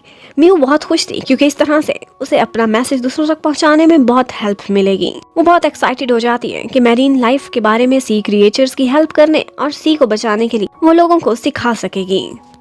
उधर हसूदा से उसका फ्रेंड पूछता है कि कल फिर किसके बाद क्या हुआ। हसूदा ये सुनते ही एकदम उछल जाता है अपनी सीट से और उससे कहता है आइंदा ये शब्द भी मुंह से ना निकालना। फिर उसे बहुत सारी बातें शेयर करता है। कहता है मैं उसके बारे में ज्यादा नहीं जानता, वो थोड़ी स्ट्रेंज हरकतें करती है और जब भी उसके बारे में पूछता हूँ तो वो बात को बदल देती है। उसका फ्रेंड कहता है मुझे तो लगता है कि ये एक मैरिज स्कैम है, तुमसे शादी करके तुमसे फ्रॉड करना चाहती है। उसने तो मजाक किया था, लेकिन हसूदा इस बात को काफी सीरियस ले जाता है। उधर मियू और उसके फ्रेंड्स रिसर्च लैब की तरफ से उस इवेंट की प्लानिंग कर रहे होते हैं। आज वो उसी तैयारियों में गए हुए थे कि वहीं पर ही हसूदा ट्रस्ट के लोग भी पहुंच जाते हैं। मियू जैसे ही देखती है कि वहां पर हसूदा भी आया हुआ है तो वो उसे देखते ही ऑकवर्ड फील करने लगती है। जब से उसे उसने बताया था कि मैं ह्यूमन नहीं हूँ, उनकी दोबारा कोई बात भी नहीं हुई थी। उधर मियू के अंकल काफी परेशान थे। मियू का रिसर्च पेपर पब्लिश करने के लिए उसकी सीवी मांगी गई थी, लेकिन उसमें वो क्या डाटा फिल करेंगे। वो अपने से बहुत कुछ लिखकर एक फेक सीवी बनाकर उस कंपनी को सेंड कर देते हैं। उधर अनीशी अपनी एक वीडियो देख रहा था। उसमें वो देखता है कि बैकग्राउंड में मियू नजर आती है उसे और वो पानी में डाइव कर गई थी और इतनी देर हो गई वो वीडियो में बोलता रह गया लेकिन वो पानी से निकली ही नहीं थी। वो हैरान था कि वो इतनी देर पानी में कैसे गुजार सकती है। उधर मियू आज काफी परेशान नजर आ रही थी, तो आयका उससे पूछती है कि तुम मुझसे शेयर कर सकती हो। मियू उसे बताती है कि मैं हासूदा की वजह से काम पर फोकस नहीं कर पा रही। वो उसे यही मशवरा देती है कि तुम्हें जाना चाहिए और उससे बात करनी चाहिए। उधर हासूदा को भी बार बार मियू के ख्याल आए जा रहे थे। अब उसने फैसला किया था, वो शर्माता हुआ अपने एक एम्प्लॉय के पास जाता है और उससे नंबर मांगने लगता है। पहले तो उन आंटी को लगा था कि ये शर्मा के मेरा नंबर मांग रहा है, लेकिन बाद में उनको पता चला कि वो तो उनसे मियू का नंबर मांग रहा था। अब वो किसी तरह से मियू को कॉल करता है। मियू ने एक्सपेक्ट नहीं किया था कि वो उसे फोन करेगा और वो दोनों फैसला करते हैं कि हम दोनों मिलेंगे, लेकिन इवेंट के बाद, ताकि हम अपने मिशन से डिस्ट्रैक्ट ना हो सके। उधर हमें हितारो को दिखाते हैं। वो आयका के साथ डिनर पर गया हुआ था और वो उसको प्रपोज करता है कि क्या तुम मेरी गर्लफ्रेंड बनोगी, और आयका भी फौरन से मान जाती है। हितारो को बिजनेस वगैरह में ज्यादा कोई भी इंटरेस्ट नहीं था, लेकिन उसके दोनों बड़े भाई वो काफी कैपेबल थे। आज डैड उन दोनों भाइयों को बिठाकर एक मीटिंग करते हैं और कहते हैं होशिगामा बीच से हमारी अच्छी यादें जुड़ी हुई नहीं है। एक्चुअली उनकी वाइफ की डेथ यहीं पर डूबने से हुई थी। अब वो चाहते थे कि यहाँ पर एक रिजॉर्ट बनाएं, ऐसी जगह बनाएं कि पुरानी यादें खत्म हो जाएं और अच्छी और हैप्पीनेस वाली यादें रह जाएं। उधर हमें मियू को दिखाते हैं। वो घर में हर टाइम ठंडे पानी के टब में अपने पैर रखती थी और ह्यूमिडिफायर भी बहुत ज्यादा ऑन रखती थी। अब नेक्स्ट डे इवेंट का दिन था। मियू जब परफॉर्मेंस के लिए रेडी होती है तो उसने एक सी टर्टल का गेटअप लिया हुआ था और वो बहुत क्यूट नजर आती है, जबकि उधर हासूदा शर्मा रहा होता है क्योंकि उसने एक शार्क का रोल करना था। उसे कोई उठाकर बाहर लेकर आता है और फिर भी वो काफी हेजिटेंट होता है क्योंकि वो बहुत ऑकवर्ड लग रहा था। सबसे पहले मियू ने बच्चों के सामने एक परफॉर्मेंस दी थी। वो उनको एक स्टोरी सुनाती है, बच्चे बहुत इंजॉय करते हैं और वो उनको बताती है कि सी लाइफ और फिश से कितना प्यार करना चाहिए, इनकी केयर करनी चाहिए और पोल्यूशन इनको कितना नुकसान पहुंचाती है। अब हासूदा के लिए उसने काफ़ी टफ टाइम क्रिएट कर दिया था। हासूदा बच्चों को कैसे मनाएगा, कैसे खिलाएगा, वो तो अपने प्रोजेक्ट के बारे में बता रहा था क्योंकि उसने होशिगामा बीच का फ्यूचर बताना था। वो उनको दिखाता है कि अगर यहीं पर ही एक अंडर वाटर ऑब्जर्वेशन टावर बना दिया जाए तो कैसे 360 डिग्री पर वो लोग सी क्रिएचर्स को देख सकते हैं और सी लाइफ को एंजॉय कर सकते हैं। हासूदा का ये ख्याल था कि हमारे लोग और हमारे बच्चे जितना इस लाइफ के करीब होंगे उतना ही उनका इससे प्यार बढ़ेगा और वो समझ सकेंगे कि इतनी प्यारी प्यारी क्रिएचर्स का ख्याल कैसे रखना है और इनको पोल्यूशन से भी बचाना है। हासूदा का ये आइडिया और ये स्टाइल मियू को भी काफी पसंद आया था। अब जब वो लोग अपना सामान लेकर उस एक्वेरियम से जा रहे होते हैं तो उनको पता चलता है कि एक बच्ची यहाँ पर मिसिंग हो गई है। हासूदा और उसकी मम्मी तो उसे ढूंढने लगते हैं, लेकिन मियू वो साइट पर जाती है और वहाँ पर मौजूद कुछ फिश से पता करती है। वो बताते हैं कि वो क्रैब्स वाली साइट पर गई थी। अब वो उनको क्रैब्स के सेक्शन में ले जाती है और फिर क्रैब से बातें करके उनसे पूछती है तो पता चलता है कि वो बच्ची एंड्रस पर गई थी। अब घूमते घुमाते वो उस बच्ची तक पहुँच जाती है। हासूदा काफी हैरान था कि इसे ये सारे क्लू कैसे मिले। वो उससे पूछता है तुमने मुझे बताया नहीं अभी तक कि तुम हो कौन। वो कोई भी जवाब देती उससे पहले ही म्यूजियम वाले वहाँ पहुँच जाते हैं क्योंकि वो लोग सेलिब्रेट कर रहे थे। वो दोनों उनके 1 मिलियंथ कपल थे। वो उनको खड़ा करते हैं, फूल पहनाते, उनकी तस्वीरें बनाने लगते हैं। अब थोड़ी देर बाद फिर से हासूदा जैसे उससे बात करने की कोशिश करता है तो सारे एम्प्लॉयज भी वहाँ पर पहुँच जाते हैं और दोबारा से मौका उसके हाथ से निकल गया था। अब नेक्स्ट डे हासूदा आता है मियू के घर पर। वो उसे अपने घर में अंदर बुला लेती है। वो हैरान था कि उसने घर में ह्यूमिडिटी 95% पर रखी हुई थी। वो सोचता है क्या ये कुछ ज्यादा ही नहीं है, और फिर वहाँ पर वो एक रिंग पड़ी हुई देखता है। हासूदा उस रिंग को देखते ही हैरान रह गया था क्योंकि ये उसकी मम्मी की रिंग थी। मियू से बताती है कि ये मुझे सी में मिली थी, मुझे अच्छी लगी तो मैं उठा कर ले आई। उस रिंग के ऊपर हासूदा के मम्मी और डैडी का नाम भी लिखा था। ये उनकी वेडिंग रिंग थी। वो देखते ही हासूदा बहुत रोता है और फिर फ्लैशबैक में दिखाते हैं कि एक्चुअली उसकी गलती की वजह से उसकी मम्मी की डेथ हुई थी। उसने बहुत जिद की थी कि मुझे पानी में से बॉल ला कर दो, और जब उसकी मम्मी वही लेने गई थी तो वो डूब गई। उसके बाद कभी वापस नहीं लौटी। मियू ये सब सुनकर बहुत सैड हो जाती है और उसे तसल्ली देती है कि उस टाइम पर तुम एक बच्चे थे, तुम गिल्टी नहीं हो। हासूदा उससे पूछता है कि तुम कौन हो और इतनी ठंडी क्यों रहती हो। मियू उसे बताती है कि मैंने ओशन के अंदर ही जन्म लिया था और मैं वहीं से बड़ी हुई थी। अब मैं यहाँ पर आई हूँ एक काम करने के लिए, लेकिन मेरे पास ज़्यादा समय नहीं है क्योंकि मेरी बॉडी यहाँ का माहौल बर्दाश्त नहीं कर पा रही। एक दिन मुझे वापस आना होगा। ये सुनकर हासूदा उसे हक कर लेता है, लेकिन वो और कुछ भी नहीं बोल सकता। अब उसके बाद दिखाते हैं कि नेक्स्ट डे मियू के अंकल उसके पास आते हैं और उसे कन्फेशन करते हैं। कहते हैं कि 2 साल पहले जब तुम यहाँ पर आई भी नहीं थी तब की बात है। हमारी रिसर्च लैब को कुछ फाइनेंशियल इश्यूज चल रहे थे तो मिस्टर कोंतारो ने मुझे एक टास्क दिया था। मैंने बीच पे वाटर सर्वे करके क्वालिटी पर कुछ रिपोर्ट्स बना कर देनी थी। उन्होंने मुझे पैसे दिए और उसके बदले मैंने थोड़े बहुत फिगर्स चेंज कर दिए। लेकिन आज मैं बहुत गिल्टी फील करता हूँ। अब फिर से वो उस पर दबाव डाल रहे थे कि किसी तरह से रिपोर्ट्स को चेंज करो और रिजल्ट्स को बदलो, लेकिन वो कहते हैं कि मैंने उन्हें साफ इनकार कर दिया है और अब उन्होंने भी फैसला किया है कि वो उसकी रिसर्च लैब से नहीं बल्कि कहीं और से अपना काम करवा लेंगे। हासुदा भी आज मियो के अंकल को अपनी कंपनी से निकलते हुए देखता है तो वो भी सस्पिशियस हो जाता है कि ये यहाँ पर क्या करने आए थे। आज कोंतारो की ऑफिस में एक बहुत बड़ी प्रेस कॉन्फ्रेंस थी। उसने अपना फ्यूचर का कंस्ट्रक्शन का प्लान डिस्क्लोज करना था।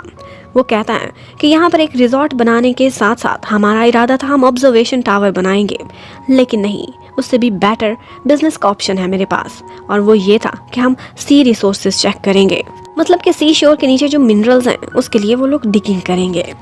अब सारे ये सुनकर परेशान हो जाते हैं कि टावर तो क्या चीज़ थी, ये तो उससे बड़ी तबाही लेकर आएगा सी लाइफ के लिए। जैसे ये प्रेस कॉन्फ्रेंस ओवर होती है, हासुदा उसे रोकता है और कहता है कि तुम ऐसा ना करो, ये चीज़ बहुत गलत है। और मियो भी दौड़ती हुई उसी टाइम पर ऑफिस में आती है और कोतारो से मिलकर उससे रिक्वेस्ट करती है कि इस तरह का काम करके तुम बीच को तबाह कर दोगे, ओशन का क्या हाल हो जाएगा। लेकिन कोतारो का कहना था कि ये ह्यूमैनिटी के फ्यूचर के लिए बहुत जरूरी है और मैं आगे का सोच रहा हूँ, बहुत आगे का, और अगर तुमने मेरे रास्ते की रुकावट बनने की कोशिश की तो मुझे पता है तुम्हारे बारे में बहुत सी सस्पिशियस बातें हैं और वो मैं दुनिया के सामने ले आऊंगा। उसके बाद रिसर्च लैब के बाहर एक रिपोर्टर आ जाता है जो कि मियो के अंकल को घेर लेता है और उनसे क्वेश्चन करने लगता है कि मियो कौन है, कहाँ से आई है, उसने कहाँ से पढ़ा है, इसका सारा रिकॉर्ड सामने ले जाया जाए, क्या आपने कनेक्शंस यूज करके उसे यहाँ पर असिस्टेंट रखा है।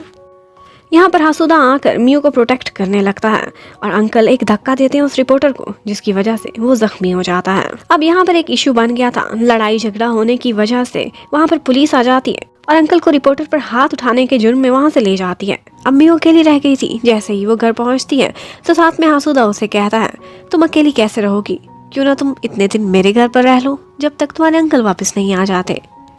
और फिर हासुदा मियो को लेकर अपने घर आ जाता है। वो वहाँ पर आती है, जब पानी पी रही थी तो उसमें उसने बहुत सारा सॉल्ट डाल दिया था।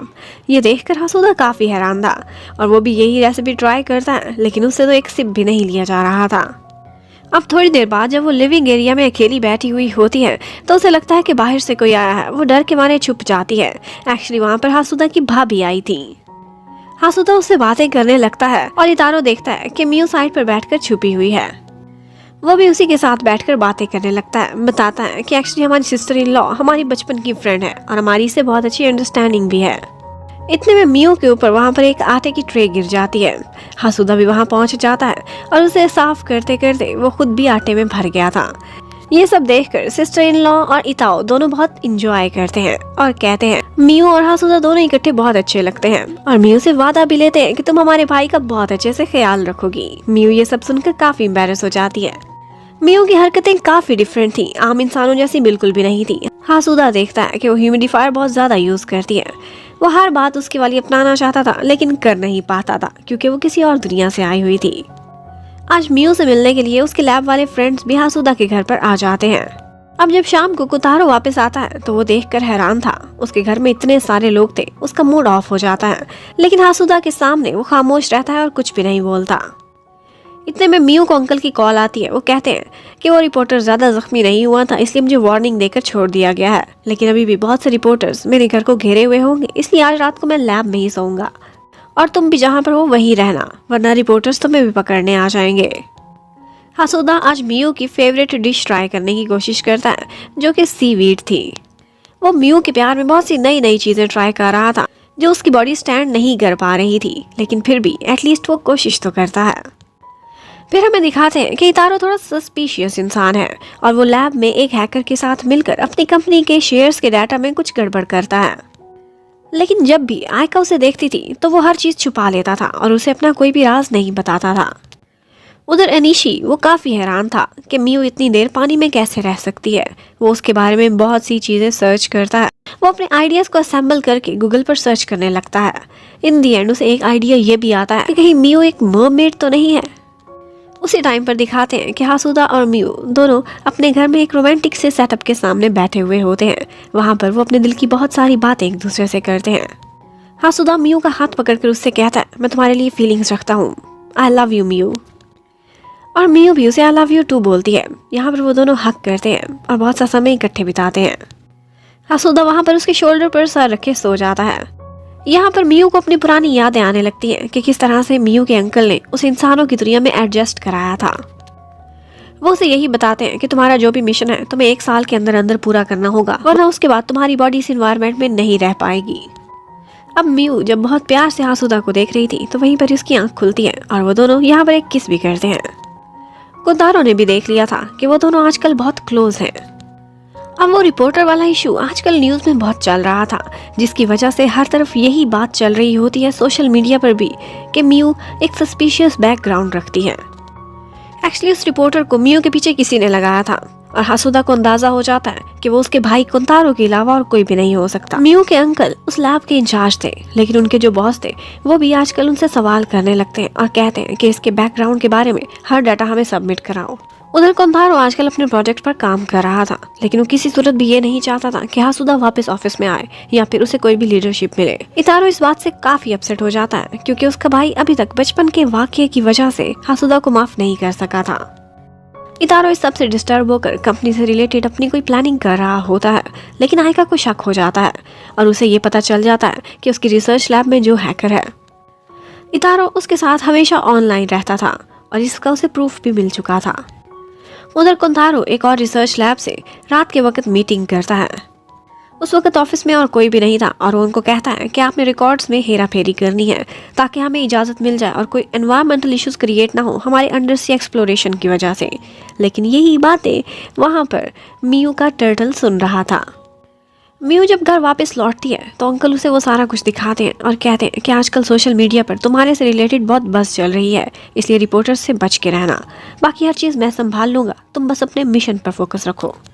अब अगले दिन जब वो ऑफिस में जाती है तो मियू को वही टर्टल वो सारी कहानी सुनाता है कि किस तरह से कोंतारो एक और लैब के साथ काम कर रहा है। अब वो यही बात जाकर हासुदा को बताती है। हासुदा हैरान था, तुम्हें कैसे पता चला?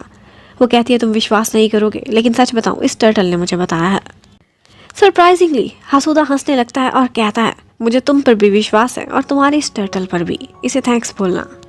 अब उसके बाद एक मीटिंग होती है और उसमें हासुदा अपने डैड के सामने एक अच्छा स्टैंड लेता है, एक फर्म स्टैंड, और उनसे कहता है कि अगर हम एक अंडर वाटर ऑब्जर्वेशन टावर बनाएं एनवायरमेंटल इश्यूज को माइंड में रख के तो वो ज़्यादा बेटर ऑप्शन होगा, जबकि अंडर सी एक्सप्लोरेशन और ये हमें कितना फ़ायदा देगा जितना भी है लॉन्ग टर्म में नहीं दे पाएगा। अब डैड को भी हर तरह से हासुदा का प्लान ज़्यादा बेटर लग रहा था, तो वो कोंतारो को रिजेक्ट करके हासुदा को सिलेक्ट कर लेते हैं क्योंकि उसने जो एक दफ़ा इवेंट किया था उसकी वजह से वो बच्चों में बहुत पॉपुलर हो गया था और हर कोई वहाँ पर एक अंडर वाटर ऑब्जर्वेशन टावर ही देखना चाहता था जो कि रिजॉर्ट से कनेक्टेड हो।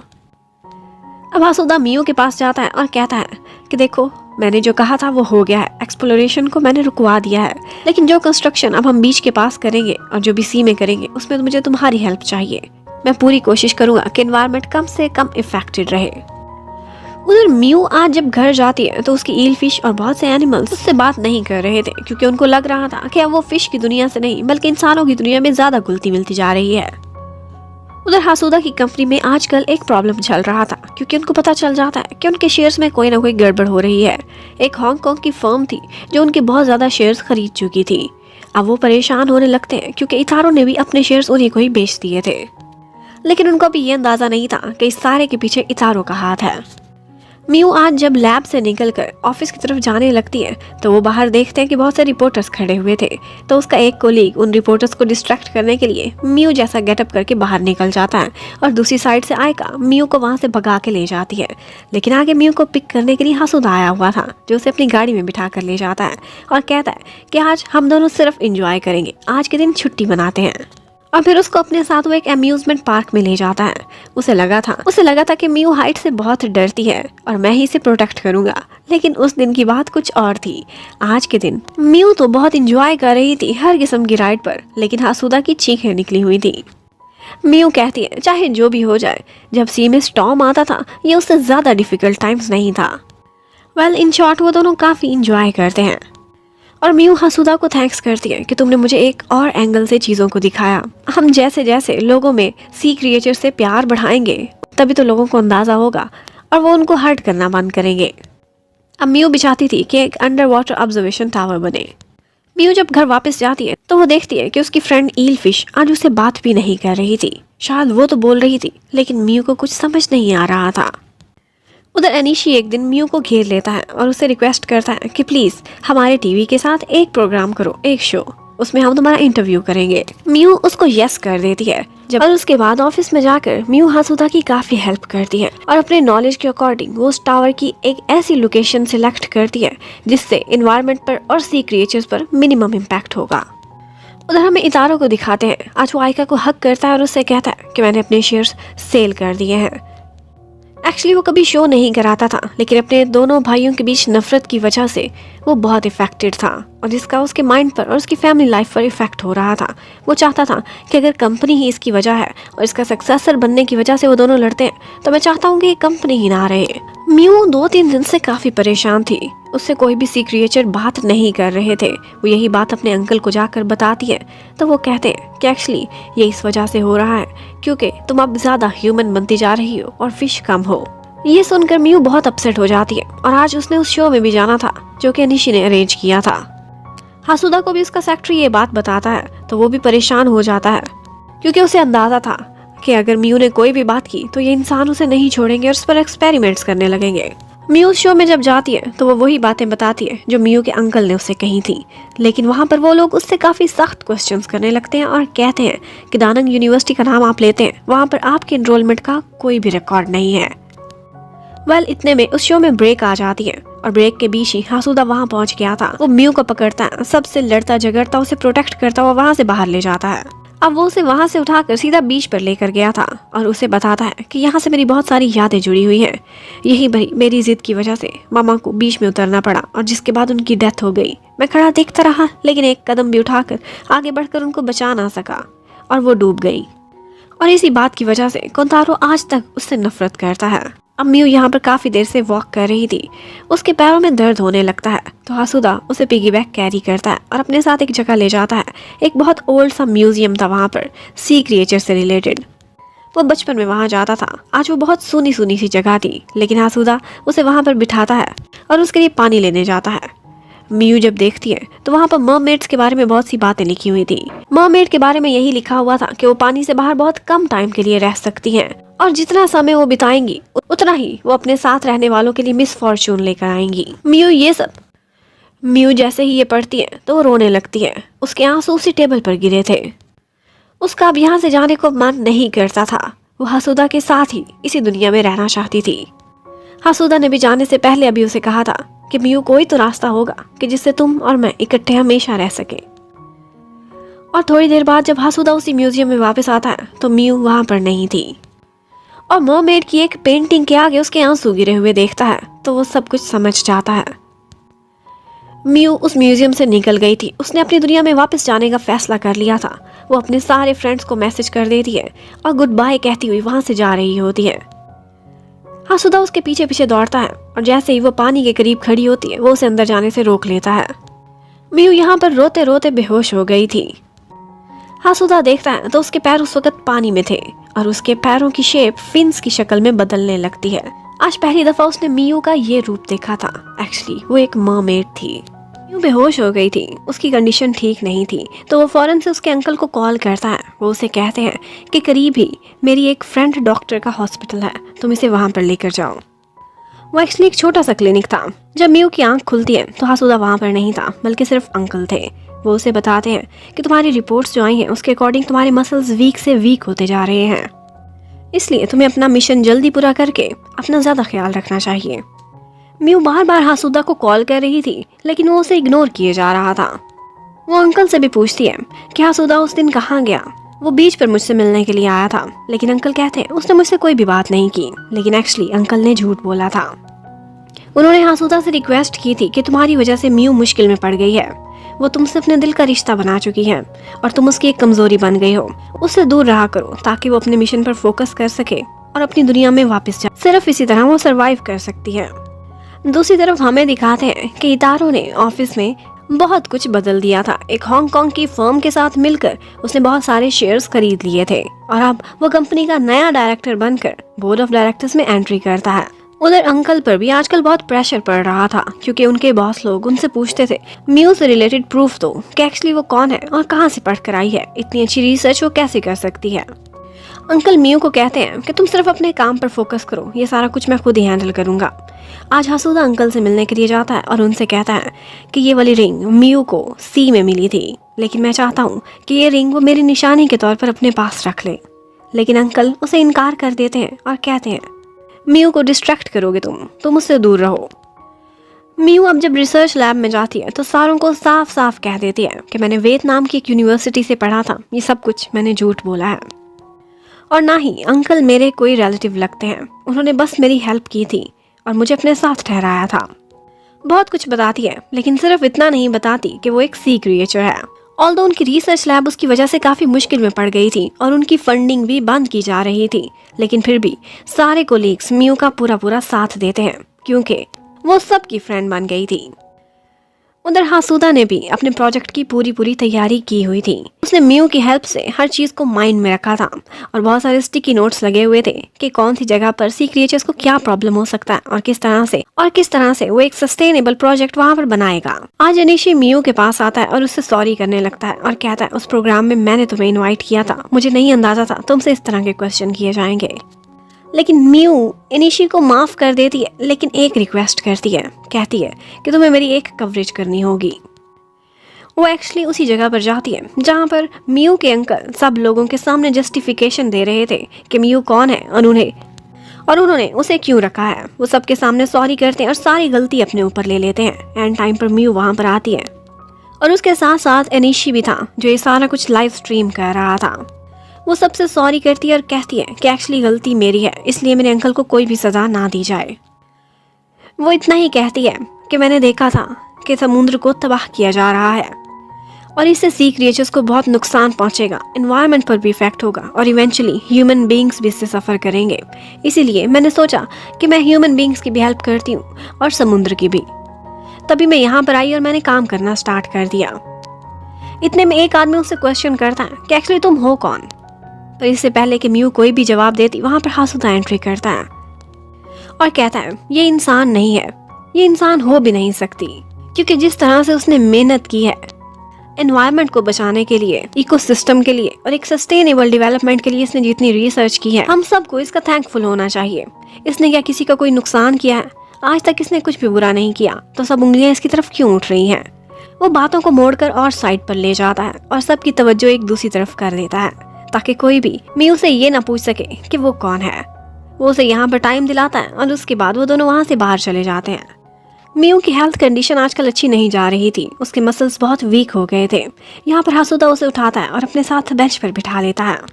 मियू उसका थैंक्स करती है कि आज तुमने मुझे बचाया, लेकिन हासूदा का कहना था कि तुमने भी तो बहुत दफ़ा मेरी जान बचाई है।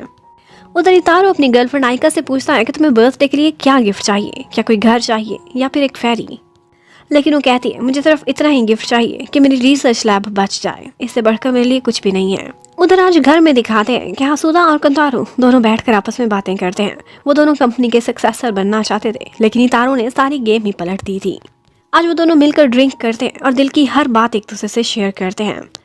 कंतारो कहता है कि एक्चुअली मैंने तुम्हें माफ़ तो कब का कर दिया है, मेरे दिल में वो बात नहीं है, क्योंकि मैं समझ चुका हूँ तब तुम एक बच्चे थे और हमारी मम्मी की जान तुम्हारी वजह से नहीं गई। अब मैं तुमसे नफरत इसलिए करता था क्योंकि शायद मैं तुमसे जेलस था। मैं तुम्हारी तरह का कैपेबल नहीं हूँ, तुम्हारी तरह का लीडर भी नहीं हूँ। और हासूदा का भी कहना था कि एक्चुअली मैं खुद ही अब तक खुद को माफ़ नहीं कर पाया था। और इसके साथ ही दिखाते हैं कि तीनों भाइयों की आपस में ठीक ठाक सुलह हो जाती है। उधर हमें रिसर्च लैब के बाहर दिखाते हैं कि मियू आज रोड पर गिर जाती है, उसके पैरों में जैसे जान ही नहीं रही थी। उसी टाइम पर एक गाड़ी उसे टक्कर मारने वाली थी कि हासूदा आकर उसे बचा लेता है, लेकिन उसके अपने सिर पर चोट लग गई थी। वैसे तो वो जाग कर बैठ गया था, बिल्कुल ठीक ठाक था, लेकिन हॉस्पिटल नहीं गया था। आज वो वही रिंग मियू को देता है और कहता है क्या तुम इसे मेरी निशानी बनाकर अपने पास रख सकती हो। लेकिन मियू उसे आगे से कहती है कि एक्चुअली इस निशानी की मुझे नहीं, तुम्हें ज़्यादा ज़रूरत है। ये तुम्हारी मम्मी की एक ही तो निशानी बची है, इसलिए बेहतर है तुम इसे अपने पास रखो। उधर मियू के अंकल अपनी सारी रिसर्च करके आज मियू को बताते हैं कि जब तुम वहाँ पर आई थी बीच पर, तब एक फुल मून की नाइट थी और बीच पर वेव्स और टाइड्स बहुत बड़ी बड़ी थी। अभी भी ऐसा ही मौसम दोबारा से आने वाला है और फुल मून की रात 3 दिन बाद है। ये टाइम आइडियल है तुम्हारे वापस जाने के लिए। मियू वापस जाने का सोचकर बहुत सैड हो जाती है। मियू की आजकल तबीयत फिर से बहुत खराब रह रही थी, लेकिन आखिरी 2 दिनों में वो बहुत मेहनत करती है और वो चाहती थी कि वो एक ऐसा प्लान हासूदा को देकर जाए जिससे उसकी हेल्प हो। वो एक अच्छा सा टावर या एक्वेरियम बना भी सके लेकिन एनवायरनमेंट भी इफेक्ट ना हो। उधर हासूदा वही रिंग जाकर अपने डैड को दे देता है क्योंकि उसका ख्याल था कि उसके डैड के लिए इससे बढ़कर और कोई गिफ्ट नहीं होगा। उसके डैड भी इतने सालों बाद वो रिंग देखकर बहुत खुश हो जाते हैं। उसके बाद मियू अपना सारा प्रोजेक्ट कंप्लीट करके हासूदा को दे देती है। वो उसे थैंक्स करता है और उससे कहता है कि काश तुम यहाँ पर मेरे साथ हमेशा के लिए रह सको। लेकिन मियू के पास इसका कोई जवाब नहीं था। मियू को 1 साल कंप्लीट होने वाला था, उसकी इंटर्नशिप खत्म होनी थी। अब सारे लोग उसे सी ऑफ करने के लिए तैयारी करते हैं, उसे फेयरवेल देने की। यहाँ पर वो लोग अपनी रिसर्च लैब को डेकोरेट करते हैं और उसके बाद रात को वो कुछ ऐसा सीन क्रिएट करते हैं कि जैसे लग रहा था कि हासूदा और मियू दोनों पानी में खड़े हुए हों। वो लोग मजाक ही मजाक में उनसे कहते हैं कि इतना रोमांटिक सीन है, क्यों ना तुम दोनों वाउज ही ले लो कि हमेशा हर खुशी और गम में एक दूसरे का साथ दोगे। मियू तो हैरान खड़ी थी लेकिन हासूदा फौरन से वो वाउज ले लेता है। ये वाउज बिल्कुल वैसी ही थी जैसे वेडिंग के टाइम पर एक कपल एक दूसरे से लेता है।